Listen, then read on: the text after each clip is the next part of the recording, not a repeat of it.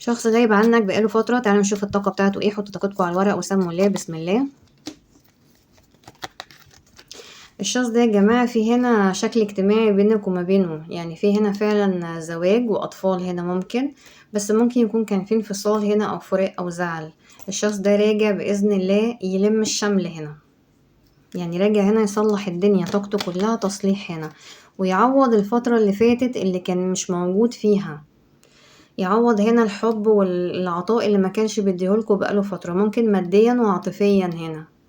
يعني واضح ان الشخص ده كان بعدين بقاله فترة كان البيت دوت فيه مشاكل كتيرة، او فيه هنا هو انفصال، ممكن يكون كان فيه طلاق فعلا، يعني علاقة منهارة جدا هنا، ممكن يكون كان فيه انفصال. بس الشخص ده عايز او في طاقته ان هو يلم الشمل. الشخص ده مش قادر ينسى العلاقة ديت، زعل بعد ما عمل كده، بعد ما بعد وتغير يعني وبخل عليكم، ممكن يكون شاف حاجة تانية مصلحته او راح مع حد تاني. الشخص دوت ندمان جدا على الفراق دوت وعلى اللي هو عمله، وبيرجع تاني للعلاقة دي. عاند عليكم دلوقتي، متمسك بيكم هنا بعد ما كان متغير عليكم وكان وحش قوي. كان رافض خالص، كان رافض قوي ان هو يرجع. دلوقتي عرف قيمتكم بعد ما عرف ناس تانية ممكن. الشخص ده فعلا كان معاه حد تاني في الطاقة بتاعته، فضل عليكم حد هنا او راح ورا طرف تالت، لكن هو بعد كده عرف الفرق. الشخص ده يعني حن بعد ما كان قاسي وجف وبعد وتغير والكلام ده كله. فعلا فهم يعني الفرق بينك وبين الشخص اللي هو اختاره عليك، كان في هنا حد معاه.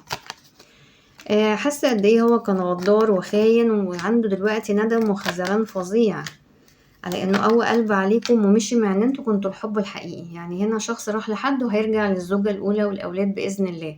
طاقته فيها هنا كلها حنين واشتياق، وعرف قيمتك هنا بعد ما غدر بيك. الشخص ده غدر بيك وخانك هنا وخد اللي خده ومشي، يعني سابك كده، سابك وقهر قلبك هنا ورمى الحب ورا ظهره. دلوقتي بيعد الخسائر، بيعد الخسائر من معرفته بطرف تاني هنا. يعني خسر حاجات بقى مادية نفسية عاطفية معنوية طاقية، هنا كل الخسائر حطت عليه من بعد ما راح مع الطرف ده. عرف الفرق هنا، ممكن يكون فهم الفرق هنا من حد كان بيحبه بجد وعايزه بجد واستحمله ووقف جنبه وسنده واستحمل ظروفه وعاش معاه الحلوة والمرة، وحد تاني جاي ممكن لمصلحة أو ماديات هنا، أو ما كانش فيه حب حقيقي. في حاجات هنا اتضحت للشخص ده، اتضح له ان انت كنت ممكن وش الخير، ان من يوم ما سابك وهو في النازل في كل حاجة عمال يخسر في كل حاجة، ممكن تكون عليه كارما هنا. يعني الشخص دوت عرف اتضح له حاجة هنا، عايز يصلح. الشخص ده عايز يقدم لك يعني يعوضك على كل الفترة اللي فاتت ويصلح اللي فات كله، عايز يعمل بدايات جديدة هنا. الطرف اهو اللي كان معاه، الطرف اللي هو كان فاكر ان السعادة معاه والفرحة والحب وكل دوت، مفيش الكلام ده بالظبط. اكتشف ان الطرف اللي هو اختاره بعد ما فكر بالعقل وشاف على الحقيقة بقى، يعني برضو ما كانش واخد باله يعني ان هو شخص توكسيك هنا ونرجسي، شخص ممكن يكون كان مادي هنا. يعني هو دلوقتي اكتشف حقيقة الطرف التالت ايا كان، ان هو شخص اصلا توكسيك هنا. عرف قيمتك بعد ما تعامل معاه بقى رفضه، بقى فيه هنا رفض خلاص. يعني مش عايز يكون مع الشخص ده، عايز يبعد هنا، بقت خلاص التربيطة معاه مؤذية، خلاص ما بقاش عايز يكمل هنا، عايز يرجع تاني للاستقرار بتاعه والأسرة هنا بعد ما شاف نرجسيته وطريقته الحقيقية. الشخص دوت يعني مستني الأخد والعطا اللي كان معاك انت. الشخص التاني دوت بياخده بس مصلحنجي وبس. دلوقتي هو بيفكر بعقل جدا، مش عارف يتصرف خالص الشخص دوت في أي حاجة، كأنه تايه هنا، كأنه بعد ما مشي تاه هنا، مش عارف يعني حياته اتلخبطت والدنيا اتلخبطت وخلاص. يعني مش عايز يجازف مع الطرف التالت ده اكتر من كده، خسر كتير. ممكن تكون كانت علاقة مصلحة او ماديات، هنا خسر كتير بقى في طاقة الصفر هنا.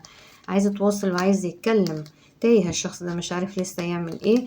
عايز يتشافى من العلاقة اللي هو فيها، عايز يطلع من يعني يسيب الطرف ده خلاص، عايز يسيب الطرف ده، مش عايز يكمل معاه، عايز بدايات جديدة معاك انت، وقلبه شايل الهم. عرف فين الحب الحقيقي الشخص ده، عرف مين اللي كان بيحبه، اللي كان بيستحمله، اللي كان بيفهمه، اللي كان بيجي على نفسه عشان خاطره، اللي كان بيستحمل الظروف كلها.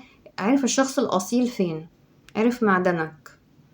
من لما تعامل مع حد تاني خلاص هو مجبر دلوقتي يمشي، خلاص العلاقة بينه وبين الطرف التالت شبه متوقفة، يعني منتهية خلاص، مفيش بينهم حاجة. زي ما هو طلّعك برّه حياته، الطرف التالت خد اللي هو عايزه منه طلّعه برّه حياته برضه، خلاص نتمنى تاني النصيب، يبقى هنا في انفصال، احتمال كبير أوي يكون راجع يردّك أو حاجة، لإن هنا في عايز نصيب معاك تاني، ممكن يكون هنا نسبة كبيرة هنا ناس يعني متطلّقين فعلًا، في هنا نسبة طلاق فعلًا. الشخص ده خلاص مش عايز يسيبك أكتر من كده لوحدك، عرف قيمتك جدًا، جدًا، جدًا، وعرف قد إيه أنت كنت بتحبه وقد إيه هو كان بيحبك برضه، يعني هو فعلًا قيّمك متأخر أوي، أنت الطرف القديم أنت الحب فعلًا. ده هنا كارت الطرف القديم اللي هي الزوجة الأولى، هنا الحب كله، خلاص فِهم إن أنت توأم الروح، أنت الحب والعشق كله، الحب الحقيقي بقى، مش الحب اللي هو مش الفرحة الأولانية دي، لأ. حب حقيقي هنا عطاء بجد، حب لا مشروط، أنت كنت بتدّي له الحب اللا مشروط من غير مقابل هنا، الشخص دوّة في صدمة هنا من اللي هو عمله وعرف بجد قيمتك هنا وخلاص يعني.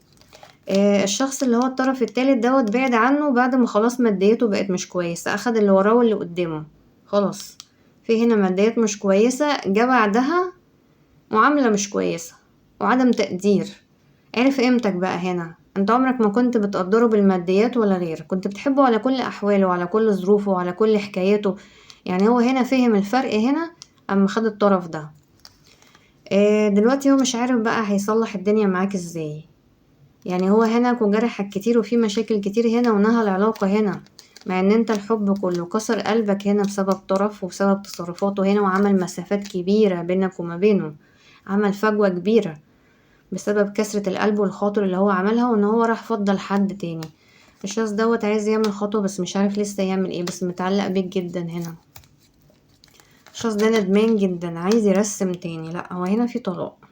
هنا غالبًا يعني معظم الناس اللي بتتفرّج هنا طبعًا في طاقات كتير هنا، بس دي هنا ناس متطلّقين فعلًا، لإن الشخص ده عاوز يلِم الشمل، الشخص دوّة محتاج إن هو يلِم الشمل ويرجع تاني مع أسرته هنا، يرجّع اللي كان هنا، عايز يحقق العدل هنا، ظلمك وعارف إن أنت شايل منّه وعارف إن أنت بتدعي عليه وعارف إن لو هو حصل له أي حاجة، أي ضرر نزل عليه كان بسببك أنت، ربنا خلّص منّه، الشخص دوّة بيراقبك ومستني. عارف إن هو ما كانش بيقدّم لك حاجة تليق بيك ولا عليك، وعايز دلوقتي يراضيك، عارف إن هو ما كانش بيراضيك أبدًا الشخص ده واختار حد تاني عليك يعني، وكان بيخبّي مشاعره وكان مش مهتم بيك خالص، ورحل عن العلاقة ديّة بمنتهى القساوة هنا، خلاص هو رافض الجو ده، رافض التلاعب ده، مش هيعمل كده، مش هيتعامل كده تاني الشخص ده، الشخص دوّة عايز يرجع تاني يبيّن حُب وينهي المشاكل والصراعات والخلافات اللي كانت موجودة ما بينكم ويصلح الموضوع ويعوضك عن الفترة اللي هو أذاك فيها بإن هو اختار حد تاني عليك، لإنه فعلًا واخد ال10 سيوف، راجع منكسر جدًا الشخص ده، راجع فعلًا محتاجك، يعني أكتر ما أنت كنت محتاجه بكتير، يعني الشخص دوّة فعلًا راجع مكسور جدًا من العلاقة اللي كان فيها بتاعة الطرف التالت دي. الله يكتب لكم الخير كله يا رب، وأشوفكم إن شاء الله في فيديو جديد، وشكرًا لحسن المتابعة.